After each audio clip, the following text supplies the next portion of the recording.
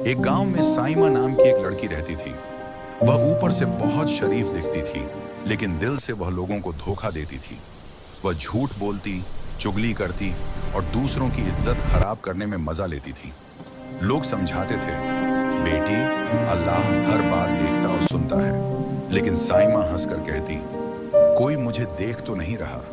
एक दिन ऐसा हुआ कि गांव में किसी की चीज खो गई और बिना सबूत के लोग साइमा पर शक करने लगे। अब वही झूठ और बदनामी जो वह दूसरों पर डालती थी, उसी में वह खुद फंस गई। उसका भरोसा टूट गया, दोस्त दूर हो गए और लोग उससे बात करना बंद करने लगे। वह बहुत रोई और समझ गई कि दूसरों को दिया गया दर्द आखिरकार लौट कर आता है।